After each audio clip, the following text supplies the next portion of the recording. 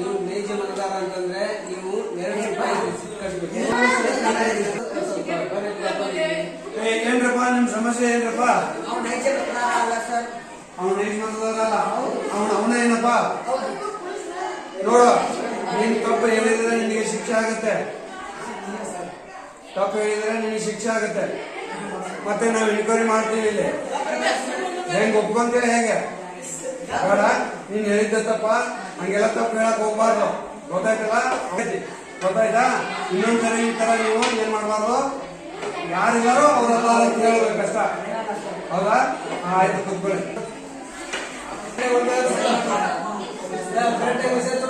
ಈ ತೋರುಗಳಿಗೆ ಕರೆಕ್ಟ್ ಅವ್ರ ಸೈ ಮಾಡ್ಸ್ಕೊಪ್ಪ. ಕರೆಕ್ಟ್ ಆಗಿ ನಂಬರ್ ಬರದ ಸೈ ಮಾಡ್ಸ್ಕೊ. ಅವ್ರ ಆಧಾರ್ ಕಾರ್ಡ್ ಪರಿಶೀಲನೆ ಮಾಡಿ ನೋಡ್ಬೇಕು. ಟೆಂಡರ್ ಊಟ ಆಗ್ತಾವ. ಕರೆಕ್ಟ್ ಆಗಿ ಪರಿಶೀಲನೆ ಮಾಡಿ ಮುಂದೆ ಕಳಿಸ್ಬೇಕು.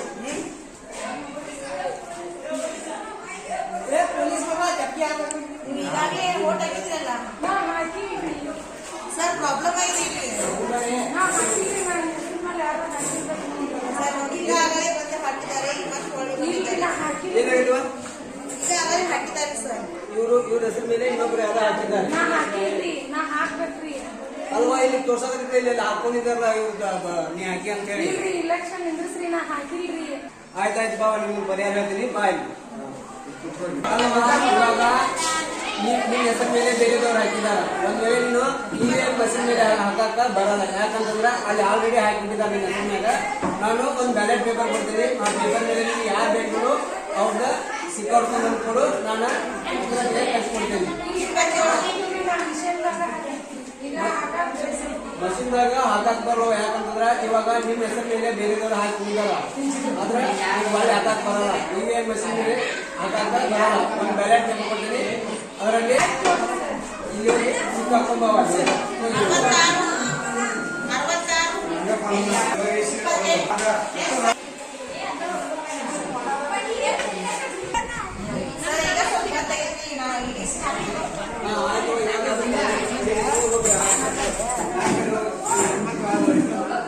ಒಬ್ಬೊಬ್ರು ಹೋಗ್ರಿ.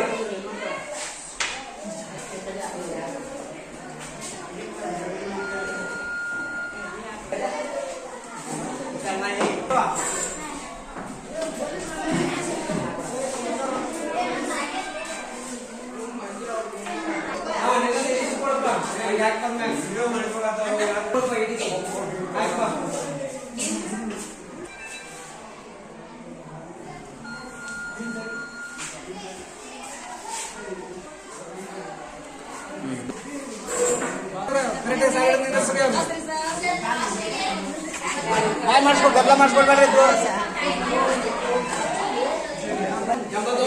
ಆಯ್ತಾ?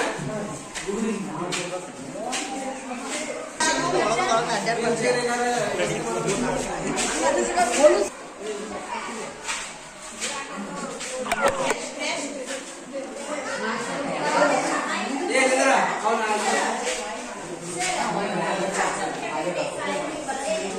ಏ ನೀವು